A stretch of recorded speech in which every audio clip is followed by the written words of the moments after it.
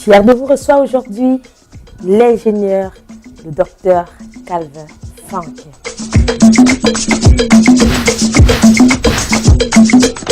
C'est après une visite de courtoisie au Québec en 1994 qu'il prend la décision un an plus tard d'y élire un domicile. Doté d'un cursus scolaire très brillant, il est aujourd'hui membre de l'Ordre des ingénieurs du Québec. Réservé, indulgent, très inspirant, il est en un seul mot un homme d'action. La preuve, il a apporté à plusieurs reprises son savoir-faire dans la construction des ponts au Québec, en Alberta, aux États-Unis, pour ne citer que ceci. Avec nous aujourd'hui à l'émission Fier de vous, l'ingénieur, le docteur Calvin Fanquin. Restez scotchés. Bienvenue à vous, docteur. Merci. Je vous prierai de prendre place, s'il vous plaît. Je tiens avant tout à souligner aux téléspectateurs que l'émission Fier de vous se tient dans votre domicile. Vous avez déplacé, docteur, toute l'équipe d'Afrique Canada TV afin que l'émission se passe avec vous et exactement dans vos locaux. Nous tenons à vous dire merci. Moi également, ça me fait plaisir de vous accueillir. Merci ici. infiniment. Merci. Je l'ai dit à l'introduction aujourd'hui, vous êtes un homme extrêmement généreux que nous vaut l'honneur de votre présence ici à Montréal. J'aimerais d'abord remercier l'émission Fier de vous d'avoir accepté de nous rendre visite ici dans le cadre de cette émission, comme vous le dites si bien. Et l'honneur pour moi de vous accueillir, c'est partager avec vous ce que nous sommes, partager avec vous ce que la communauté africaine fait dans ce pays qui est si grand qu'est le Canada. Et c'est pour cette raison que je me suis déplacé de Calgary, ici à Montréal, dans mon domicile, spécialement pour cette cause et pour cette belle émission. Merci infiniment. Parlez-nous un peu de Calgary. Est-ce que vous êtes à l'aise là-bas? Comment va le pétrole, le pipeline et tout? Calgary, c'est bien dans le Canada. J'ai été à l'aise au Québec et on est fiers d'être à Calgary pour apporter notre modeste contribution dans le développement industriel de ce grand pays qui est le Canada.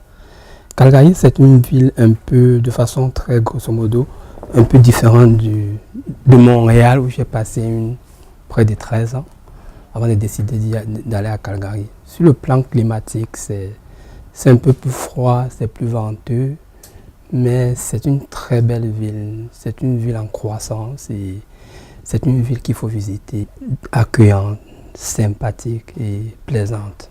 Plaisante. Notre plaisir aujourd'hui, c'est avec vous, docteur Calvin Fanquin.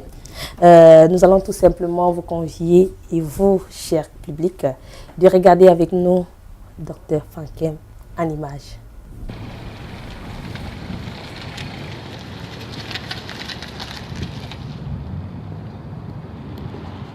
L'imperturbable.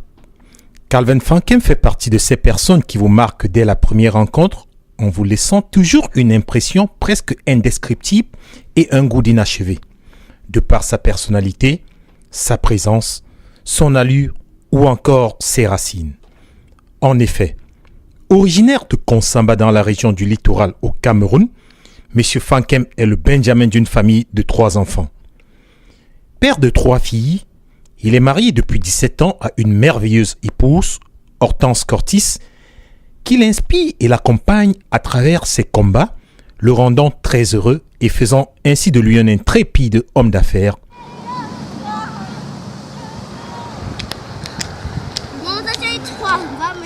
Pas très surprenant lorsque l'on sait que, après avoir survolé brillamment ses études primaires, secondaires et universitaires, qui furent sanctionnées par une maîtrise en sciences de la Terre au Cameroun, il se verra offrir les possibilités de poursuivre son cursus à l'université RWTH à Aachen, en Allemagne, où, grâce à son sens d'adaptation et sa perspicacité, il achèvera en très peu de temps sa thèse de doctorat en pétrologie et en biochimie. Étudiant émérite, il se démarque très souvent par son obsession névrotique de la perfection dans tout ce qu'il entreprend, suscitant ainsi une admiration, ce qui lui vaut une réputation et le respect de ses collègues qui en feront donc un leader. Non satisfait et assoiffé de culture, Calvin Fankem optera de poursuivre sa quête de science au Canada et son efficacité, son pragmatisme lui vaudront la sollicitation de plusieurs institutions. Cependant, mu par la fibre de recherche, il choisira l'École polytechnique de Montréal pour y obtenir son baccalauréat en génie des procédés et il se spécialisera enfin en génie de pétrole dans la non moins célèbre Université de Calgary. Je saisis vraiment cette opportunité pour lancer un appel aux jeunes qui sont aujourd'hui nos enfants, nos neveux, nos nièces, tout ce qu'on peut, tous ceux qui sont au monde aujourd'hui, de s'intéresser à l'éducation et à la science, à l'ingénierie. C'est vraiment le domaine de base de tout ce qui nous permet de développer notre société. Parallèlement à ses études, et surtout pour apporter sa pièce à l'édifice de la culture africaine à Québec, il contribuera significativement à la réussite de quelques événements grâce à son soutien apporté à travers le restaurant Le Folklore, un établissement culinaire dont la réputation qualitative s'imposera dans la ville au point de se voir attribuer une belle récompense, un prix remis par le maire de Montréal, M. Bourque, au gérant, M. et Mme Fankem. Doté ainsi d'un bagage intellectuel et humain plus qu'excellent, et en tant que membre de l'Ordre des ingénieurs du Québec, il se laissera happer par les dents carnivores de plusieurs célèbres sociétés comme le groupe SM, le True Engineering Consultants et pour Tri-Stream Engineering, compagnie de pétrole basée à Calgary pour laquelle il joue dorénavant un rôle prépondérant dans la conception des pipelines Keystone. Incroyablement calme et posé, Calvin Fankem est aussi très cultivé, raffiné, mais il n'abuse jamais de son charme irrésistible. Ses amis le considèrent plutôt comme un homme généreux, intègre, fonceur et qui ne se départit en aucune circonstance de sa dignité. Lorsqu'on lui parle de sa passion, il sourit toujours car c'est un sportif né et un jogger impénitent. Dans les studios de Fiers de vous aujourd'hui, l'inclassable Calvin Fankem, vivier de connaissances et de stratégies gagnantes, nous partage ses expériences et ses visions. J'ai tout simplement l'envie d'applaudir un brillant parcours. C'est vraiment ému. Bravo, docteur. Merci. C'est une partie de ma vie, c'est mon cheminement, c'est mon quotidien. C'est ma modeste vie, ma modeste contribution dans cette société qui nous accueille. Je suis vraiment touché, vraiment ému. Il est important de dire aux téléspectateurs que nous avons fait le déplacement. L'équipe de l'émission Fiers de vous, on a eu ce privilège d'être reçus chez vous à Calgary, où on a pu recueillir toutes ces images. On vous dit encore merci pour l'hospitalité. Et dans le reportage, nous avons appris comme quoi vous étiez un brillant étudiant durant votre temps d'enfance jusqu'à nos jours. Oui, comme l'avait dit, je suis né en Consamba d'une famille de 3 enfants. Je suis le Benjamin. Et très tôt, notre papa s'est vraiment mis, comme on dit chez nous, derrière nous pour notre éducation. J'ai fréquenté une école publique dans mon quartier en Consamba, ça s'appelait l'école principale groupe 2. Et dès mon jeune enfance, rendu en ce qu'on appelle le CM2, c'est un peu une année avant la fin du primaire. Alors j'étais en classe de CM2 où j'ai passé simplement 3 mois. Et l'école a décidé de m'avancer en classe supérieure. C'était peut-être basé sur mes performances, je ne sais pas. Ils ont Vous étiez un génie, nous l'avons dit. Je ne sais pas si le mot génie est approprié, non, je ne pense pas. J'étais un élève peut-être un peu différent des autres, un peu au-dessus de la moyenne. Alors pour faire la petite histoire, tu parlais de génie. Non, moi j'avais un camarade de classe avec qui j'étais dans la même classe. C'est vraiment le génie. Lui, 1 mois après, on l'a avancé en classe supérieure, qui est la dernière année du primaire. Et on va essayer avec lui, s'il performe, moi, j'étais comme son second, on va me faire sûr. Ce camarade qui se nommait Elan. Il s'appelait Elan Justin. Vous essayez toujours de vous mirer à travers Elan, qui était selon vous le meilleur. Ouais, c'était... Même s'il ne se rendait pas compte que vous l'appréciez. Non, il était imperturbable, quoi. Qu'est-ce qu'il faisait pour que vous pensiez qu'il était au-dessus de vous? Il essayait toujours d'avoir 19,5 quand j'avais 19, c'est ça. Donc, juste au point de mi-point, vous avez pensé qu'Elan était au-dessus de vous? Il avait cette magie d'avoir toujours 1 point de plus ou 20 points, 25 de plus. Mais je le connaissais, on était voisins au quartier. Ok. Et on était amis. On était vraiment voisins. Il y a 2 maisons qui nous séparaient. On l'a avancé au CM2. Il a performé vraiment. Et on a dit que non, on peut aussi avancer, Calvin. Donc, on m'a avancé. Vraiment, j'ai performé admirablement. Et j'ai réussi mon certificat d'études primaires. Et mon papa voulait que j'aille dans un collège missionnaire. Je suis ainsi que je suis entré au collège Saint-Jean dans Konsamba. Et vous avez continué à briller jusqu'au jour où vous avez eu une fracture au niveau du bras en classe de seconde. Est-ce qu'on peut savoir c'était quoi la péripétie de cette période? J'avais toujours une bourse à l'école, au collège, de la 6e en 3e. Ok. Et rendu en 3e à Jeanne d'Arc, comme je devais faire la série C, mon papa a voulu que j'aille au lycée de Manengouba en Konsamba. Alors je suis allé en classe de seconde au lycée. Malheureusement, en la dernière session, comme on dit le 3e trimestre, j'ai eu une fracture. On était allé au champ. C'est la période des mangues. On cueillait les mangues, je suis tombé, je me suis fracturé le bras droit. Ok. Alors donc je n'ai pas pu, j'étais hospitalisé à l'hôpital central de Konsamba, où je suis resté permanemment pendant 2 mois et demi, donc je ne suis pas allé à l'école malheureusement. Mais j'ai un ami là, je me rappelle, il est ingénieur en statistique. Il m'apportait toujours les notes de maths, de physique, de chimie. Je les faisais un peu à l'hôpital. Mais bon, ça ne passait pas bien. J'essayais de me débrouiller. Je suis quand même allé passer les examens, mais je n'ai pas performé parce que je n'ai pas pris des cours. Ouais. Alors là, le conseil de l'école a décidé que je dois redoubler, comme on dit chez nous. Oui. Ça devient un échec. Un échec. Alors que j'étais quasiment 2e de ma classe les 2 sessions précédentes. Heureusement pour vous, un professeur n'était pas présent lors de ce conseil. Qui était ce professeur et qu'est-ce qui s'est passé pour le grand public? Je ne peux pas oublier son nom. C'était un coopérant français qui s'appelle Marc Lemaire. J'ai son nom inscrit dans ma mémoire. Marc Lemaire. Mais ça fait au moins 24 ans en arrière. Là. Il ne sait même plus, je ne me rappelle pas. Mais Marc Lemaire, c'est mon prof de physique-chimie. J'étais vraiment le meilleur dans sa matière, je suis le premier dans sa matière. Okay. Alors, il n'était pas au conseil, on a décidé que je vais redoubler. Alors, quand elle est revenue, je ne sais pas où il était, il a dit non, il est prêt à gager. Si Calvin reprend la seconde, lui va quitter le lycée de Manengouba. Il quitte le lycée de Manengouba si Calvin reprend la classe de seconde. Ouais, c'est ce que... Impressionnant. Ouais, c'est ça. En fait, moi, je ne m'occupais même pas de l'histoire. Mais ça veut dire que vous aviez une affinité avec le professeur? Non, comment ça s'explique? C'est mon papa qui suivait l'histoire. Moi, j'étais au quartier, je jouais au foot quand mon papa faisait ça. Ok. Ouais, donc... Et c'est votre père qui vous rapporte les faits? Ouais, c'est mon père qui me rapporte les faits. C'est vrai que Marc lui-même m'a d'abord rencontré pour prendre le pouls, me demander si je suis en confiance, si je sens que je veux aller en seconde. Je dis, mais écoute, tu vas aller en premier, il n'y a pas de problème. Il a dit, ok. Alors, je ne sais pas ce qui s'est passé. Il y a eu des réunions au collège. C'était à l'époque du proviseur Essoké. Il y a quand même longtemps qu'on s'en va. Alors, finalement, on a décidé que tu vas aller en classe de première. On m'a redonné un nouveau bulletin et on m'a admis en classe de première. C'est comme ça. Incroyable. Et j'ai continué mon cursus normalement, sans échec comme tout le reste. Vous avez prouvé à ces professeurs que vous étiez à la hauteur.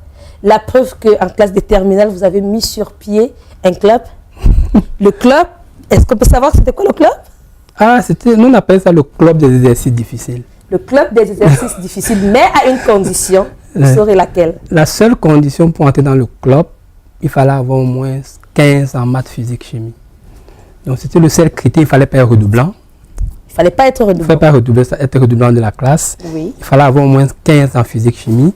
Bon, ça a créé déjà une frustration entre ceux qui reprenaient la classe et nous. Parce que c'était un peu pour nous, ils ont trouvé qu'on était un peu orgueilleux. Pourtant, c'était juste une motivation. On aimait les sciences, on aimait s'amuser avec les chiffres. En classe de terminale, on m'a mis présent des clubs d'exercices difficiles parce qu'on avait fait un devoir de physique et j'avais la note 16 sur 20 et le prochain qui suivait avait 9 sur 20.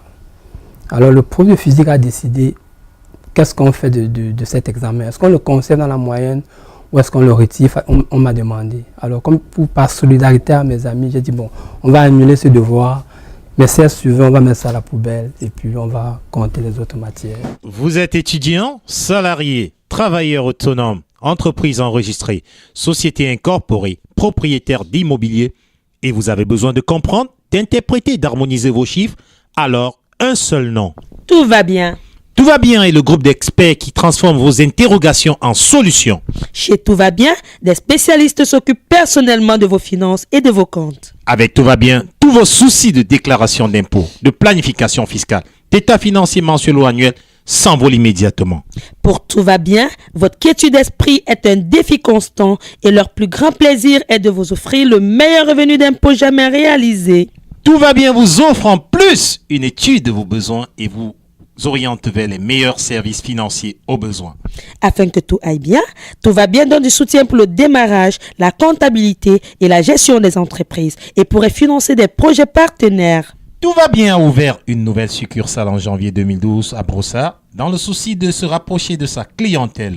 Voilà, n'attendez plus, c'est le moment de récupérer le maximum. Appelez au 514-223-2792 ou visitez-nous au www.groupetoutva-bien.com et Tout va bien s'occupera de vous. Pour vous, avec Tout va bien, tout ira toujours bien. Toujours dans cet élan, nous allons tout simplement vous convier, Dr Calvin Fankem, à regarder avec vous cette solidarité dont vous avez toujours eu vis-à-vis de vos amis.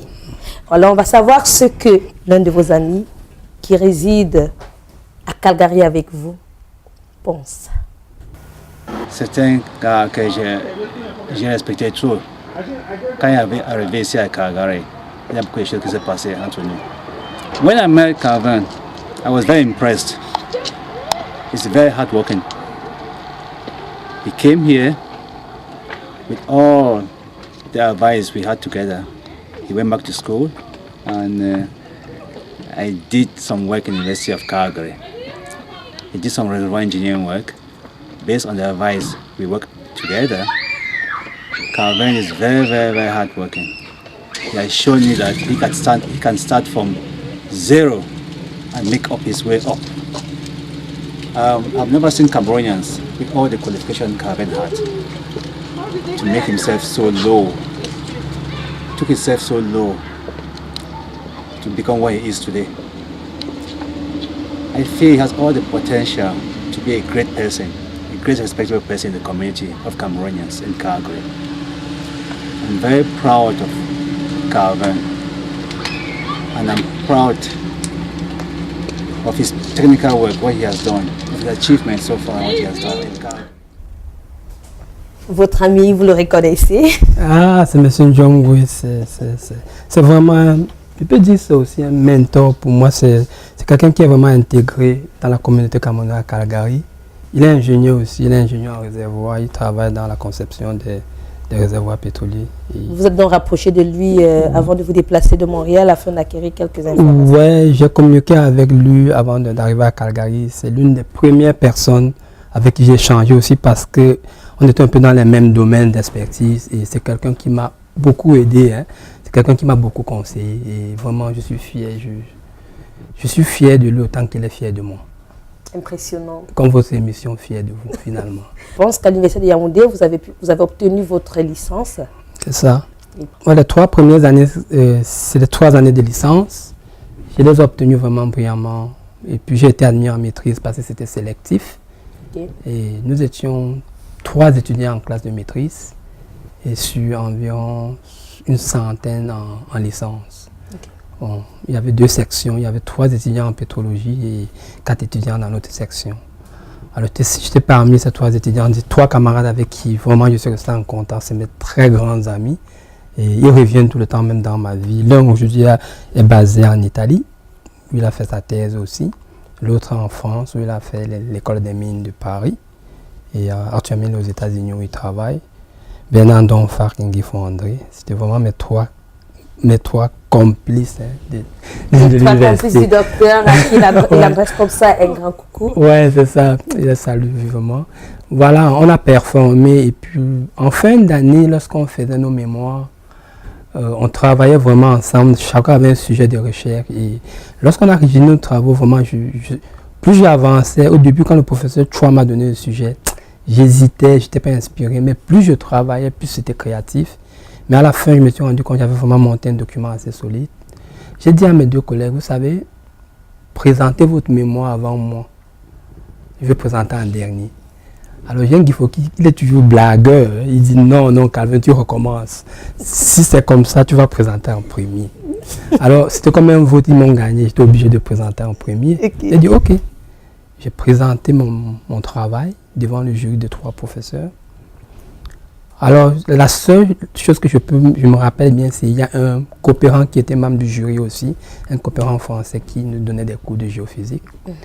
Il m'a dit, Monsieur Franken, votre travail de maîtrise est si soutenu au point où il fallait juste rajouter un dernier chapitre pour en faire une thèse de doctorat. Comment expliquez-vous le fait que le gouvernement de l'Allemagne ait pu financer vos études afin que vous continuiez du côté de l'Allemagne? Après la maîtrise, c'est ça, on commençait nos recherches de doctorat et chacun avait un travail. Mais comme nos universités n'étaient pas très équipées, à un moment donné, on est bloqué, il faut aller faire des recherches à l'étranger, il faut aller faire des analyses de laboratoire. C'était ainsi que j'ai obtenu une bourse du DAADC, le gouvernement allemand, qui, à travers l'école polytechnique d'Aix-la-Chapelle à Aachen, ils m'ont offert une bourse où je devais venir compléter ma thèse et finaliser mon doctorat. On avait même monté un projet, on était dans un processus de travailler en partenariat, parce qu'en fait, je devais rentrer enseigner à l'université de Yaoundé.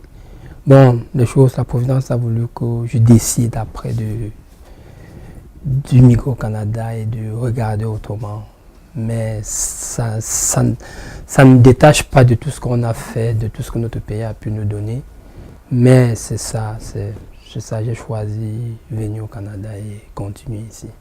Docteur Calvin Franken, vous avez pris la décision d'immigrer au Canada. Mais avant ça, vous avez fait la connaissance d'une personne, une jolie dame, Hortense Escortis. Mais là, vous creusez dans ma vie. Je suis arrivé en Allemagne à Francfort en 92.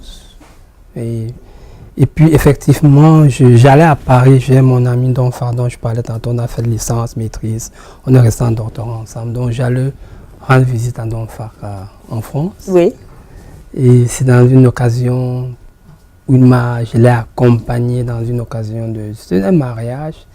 Et c'est là pour la première fois, pas que j'ai fait connaissance, que j'ai vu. Et écoute. Vous avez vu? Vous avez vu, docteur? Pour une fois, j'étais intuitif, hein. Je ne suis pas très intuitif comme ça, mais... Vous avez laissé les cahiers de côté? Ah oui. Et vous êtes dit, ok, cette fois-ci, c'est le cœur qui parle. Oui, c'est le cœur qui parle et j'espère que ça va être la bonne. En tout cas, c'est là pour la première fois que je l'ai rencontrée, comme toute personne qui était à la fête. Et j'ai fait un effort de me rapprocher vers elle, à travers des personnes peut-être qui la connaissaient aussi. Et j'ai fait un effort de pouvoir au moins avoir une conversation avec elle. Un effort parce que c'était pas facile, j'imagine. Non, pas évident. C'est plus dur que tout, hein, même pour que ma maîtrise, je mentionne bien. Hein. Est-ce dur parce que vous êtes un homme à peu de mots?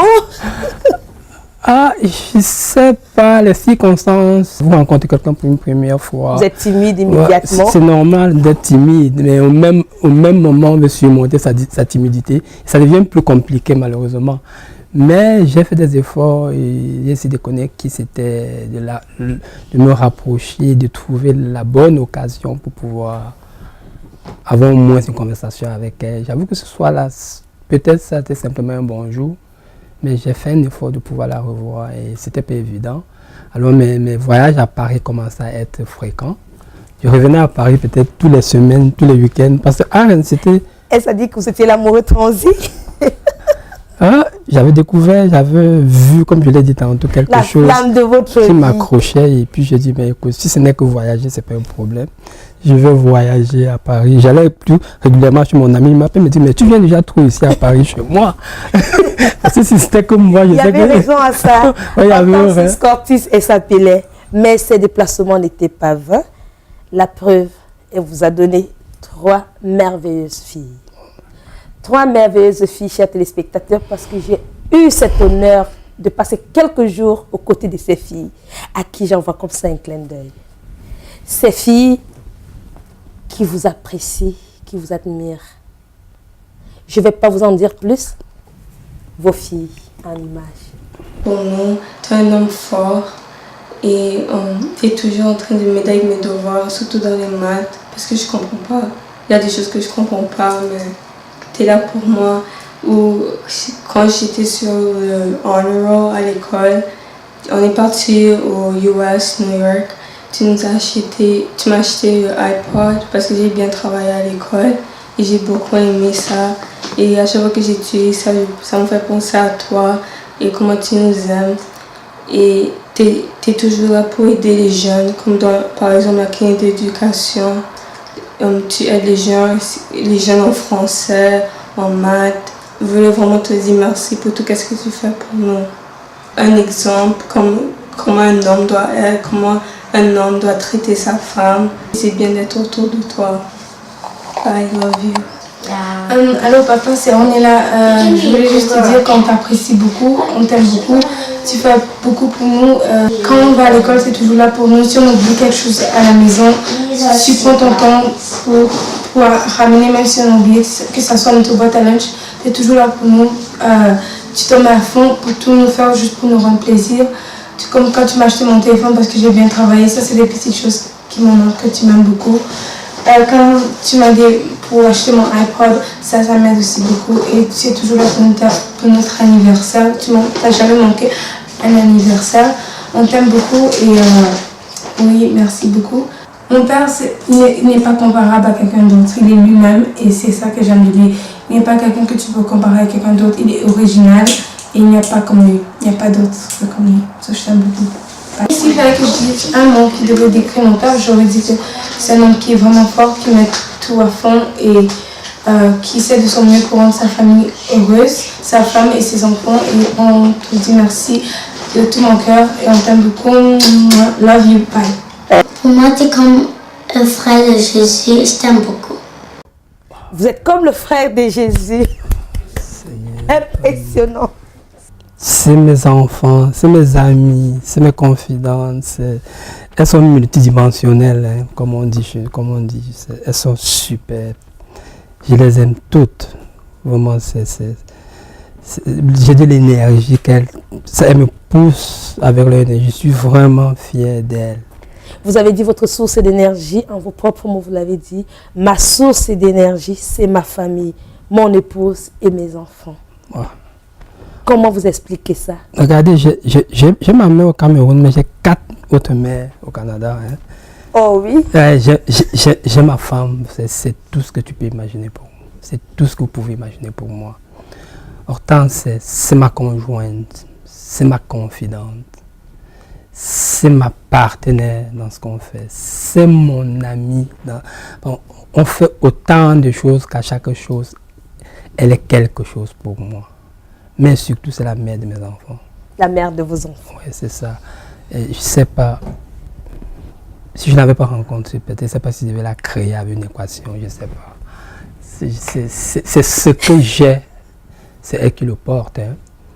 C'est comme une fois, elle me demande, mais chérie, comment tu fais? Parce que elle sait que je suis vraiment travailleur, je mets beaucoup de l'énergie sur ce que je fais. Elle me dit, mais dis-moi comment tu fais. Je dis, oui, je vais te dire ce que je fais. Qu'est-ce que tu as? Voilà la question qu'on m'a posée. Elle dit, ce que j'ai, c'est toi. Quelqu'un disait encore si bien, derrière un grand homme se cache une grande femme. La toute petite Pamela qui dit que vous êtes le frère à Jésus. Et ça dit que vous êtes très religieux? Oui, elles sont... Déjà, je suis né d'une famille religieuse. Mes parents, j'ai été éduqué dans un collège religieux, même quand j'allais en 6e. Mon papa a préféré que je laisse le lycée pour aller dans un collège missionnaire. Donc j'ai vraiment cette base-là, et du point de vue familial. Et ce qui me surprend, ce qui m'a beaucoup surpris, c'est que moi, je n'ai pas l'impression que... je suis de confession protestante. Je n'ai pas l'impression que c'est moi qui ai tiré mes filles dans ce domaine. C'est elles ont pris le devant sur nous. Parce que moi aussi, curieusement, j'ai préféré que mes enfants commencent le primaire à l'école, dans des écoles missionnaires. Elles ont commencé le primaire à Montréal dans ces écoles privées. Et elles ont continué dans la même école de Calgary, qui sont vraiment des écoles religieuses. Elles sont vraiment pratiquantes. Mais leur ferveur religieuse nous a marqué au point où c'est elles qui ne donnent pas il faut qu'on fasse ceci, il faut qu'on aille à l'église, il faut qu'on fasse ceci. Sur le plan religieux, je crois que c'est elle finalement le moteur, hein, les deux. Si vous demandez à leur maman, vous diront la même chose. L'une de vos enfants dit que vous êtes un exemple qu'un homme devrait suivre. Oui, et je les accompagne vraiment, nous les accompagnons vraiment dans leur foi religieuse.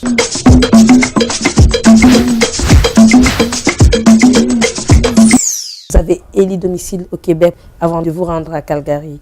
Votre projet de fin d'études en ingénierie à l'École polytechnique de Montréal a conduit à une publication scientifique qui a été présentée à 2 conférences internationales.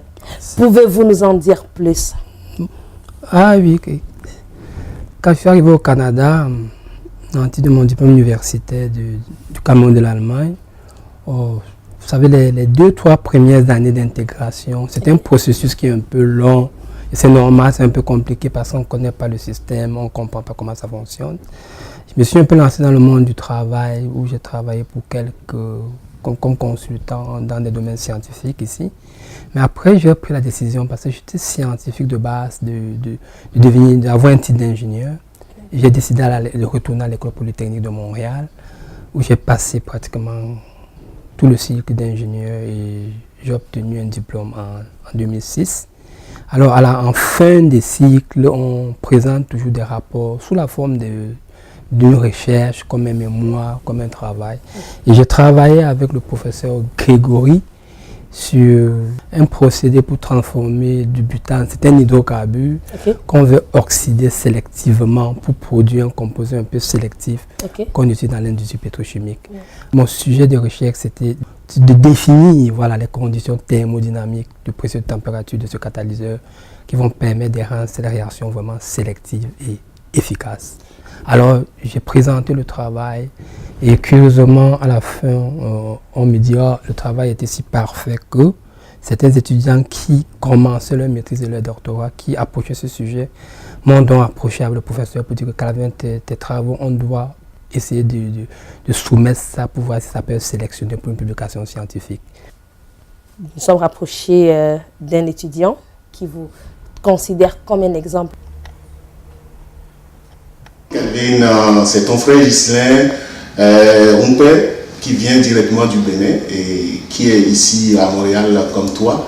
Donc ce message, ça vient du cœur. Je veux te dire que j'ai la fierté de t'avoir comme un ami et un frère. Et puis depuis des années qu'on est ensemble, depuis 2002-2003, cette amitié qui a dépassé les bornes de l'amitié et qu'on est des frères.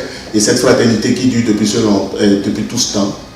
Et cette relation qu'on a, qui fait que moi, avec ta famille, toi avec ma famille, on forme une même famille. Et ça vient c'est arrivé spontanément depuis qu'on s'est connus sur les bancs, en train de se refaire une nouvelle vie ici à Montréal. Et aujourd'hui, je suis fier d'avoir quelqu'un comme toi dans ma vie et de voir ta réussite, ma réussite. Et puis souvent, quand on se voit, c'est toujours de belles aventures qu'on se compte. Tu es un gars très dévoué pour la famille, dévoué pour le travail. Je me demande où tu trouves l'énergie pour vraiment être toujours présent à chaque côté. Tu es un très bel exemple pour tes propres enfants. Mes enfants, je n'arrête pas de leur donner ton exemple. Tu es un très bon exemple pour ma famille aussi. Et cette relation, je prie Dieu que ça a perdu. Si j'ai un message à te lancer, Calvin, c'est n'arrête pas, continue, garde toujours ton énergie positive. J'ai rien de négatif, je ne peux rien trouver de négatif dans ton approche. Tu es toujours franc, direct, honnête, sincère.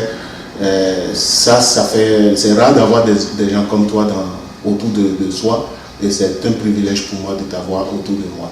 Donc c'est ce message que je veux te dire, Calvin, garde toujours toutes ces bonnes qualités qui font de toi une personne à part entière, une personne spéciale, rare dans le monde. Ça fait de toi une perle rare.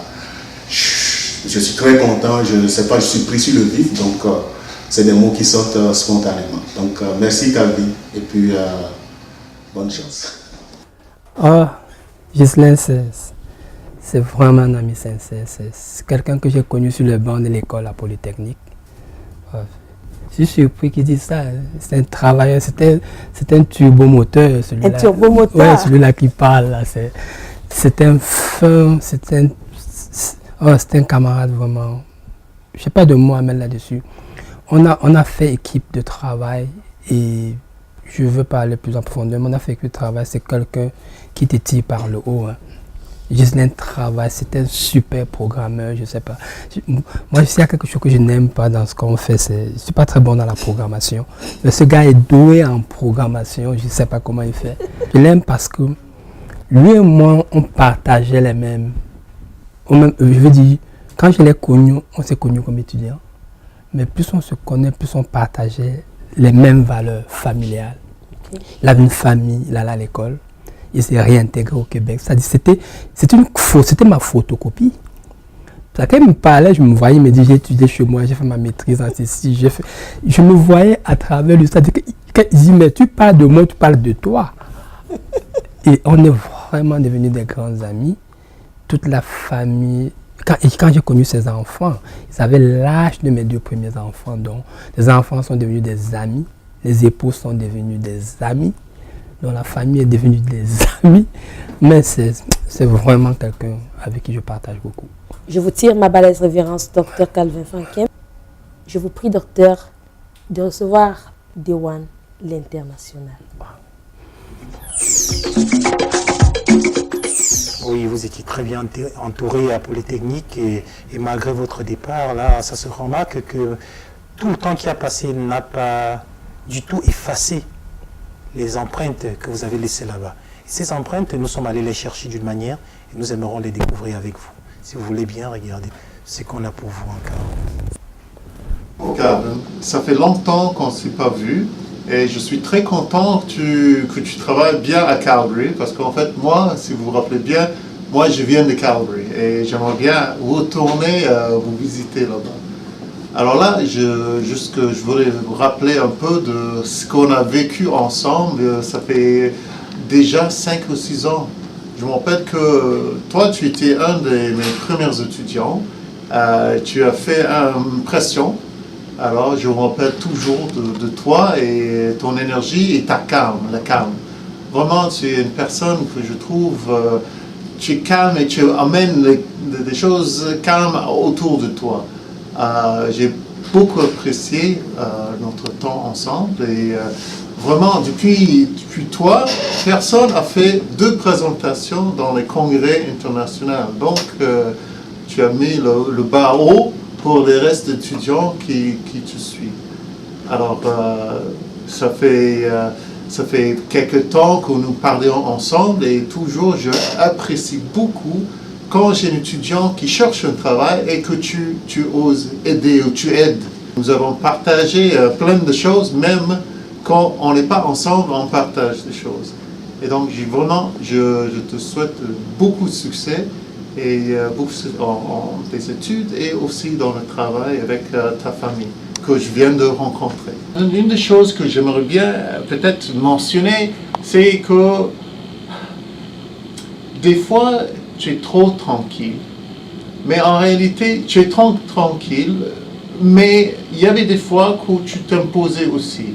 Donc, tu es un peu silencieux, on doit vraiment concentrer pour t'entendre. Donc, j'aimerais bien que tu parles à haute voix un peu plus et que tu t'imposes un peu plus. Mais je sais que tu t'imposais parce que je me rappelle, à un moment donné, on avait un peu de discussion et tu t'es défendu très bien. Le docteur est surpris, il est pris sous le coup de l'émotion des rois. On a pu l'observer. Je crois que c'était très touchant. Une grosse surprise. C'est vraiment touchant, je crois qu'on va l'appeler du concerné. Ça c'est Greg, c'est mon professeur, c'est mon collègue, c'est mon ami. Je suis vraiment ému d'entendre Greg témoigner. J'échange beaucoup avec lui, mais il ne m'a jamais rien dit. Je suis vraiment content, je suis ému, je suis vraiment fier de vous. Parce que son témoignage me touche beaucoup parce que c'est quelqu'un, c'est une tête scientifique, c'est quelqu'un qui a beaucoup de connaissances en génie chimique et avec qui j'ai beaucoup partagé scientifiquement. Il va toujours me taquiner comme ça, il veut que je crie fort, anyway.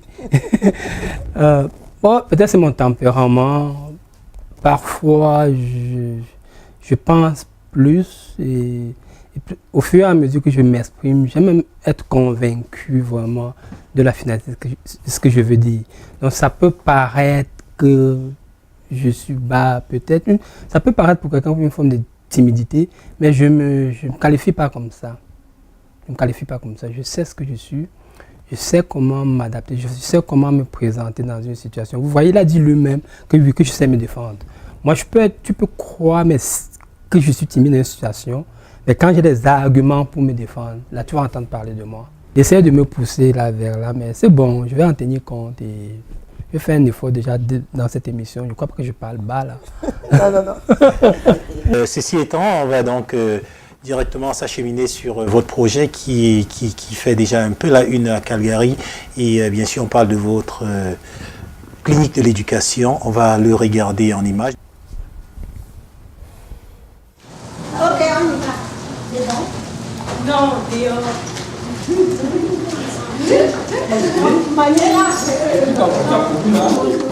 Bonjour, nous sommes ici à la clinique de l'éducation. Je suis ami à la famille de Calvin et de Hortense. Ça, c'est une famille vraiment exceptionnelle. Je les ai connus depuis que je faisais mon stage à l'école Marguerite Bourgeois. Et après cela, on a eu à travailler ensemble dans la clinique de l'éducation. Vraiment, ça c'est un couple vraiment merveilleux. La clinique de l'éducation, c'est des cours extrascolaires qu'on offre aux enfants qui sont en difficulté et à d'autres enfants qui aimeraient aussi s'entraîner en français ainsi que dans d'autres matières. Et avec cette clinique d'éducation, avoir le dévouement de Calvin et de Hortense, beaucoup de gens se sont inscrits et ils ont approuvé les services qu'on offre aux élèves dans cette clinique de l'éducation. À Calvin, le message que je lui passe, c'est de persévérer. La persévérance que je lui souhaite, de ne pas baisser les bras, de continuer à travailler pour que la clinique de l'éducation aille de l'avant comme il a toujours fait. Docteur, vous avez dit la clinique de l'éducation pour vous, en vos propres mots, c'était un give back au Canada. Ah Seigneur, c'est merveilleux. Ce pays nous a beaucoup donné pendant 15, 16, 17 ans. Il était temps que nous tendons là, que nous fassions le geste inverse. C'est ça que j'appelle un give back, que nous donnons aux autres, que nous remettons ce que ce Canada nous a donné d'une certaine manière à ceux qui en ont besoin. Et ceux qui avaient besoin, pour nous, c'était des enfants, c'était de l'éducation. C'est là qu'est venue l'idée de créer la clinique de l'éducation. Nous aidons les enfants dans les domaines, tout ce que vous pouvez imaginer, du primaire à l'entrée à l'université. Nous aussi, nous avons une autre manière d'apporter notre savoir. Absolument. Une rubrique éducative, bon à savoir, sur africanada.tv. Avec bien sûr l'incontournable Paul Valéry, conseiller financier.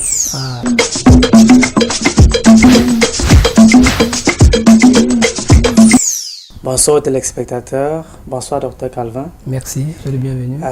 Aujourd'hui, moi je ne suis pas juste là pour donner du bon à savoir,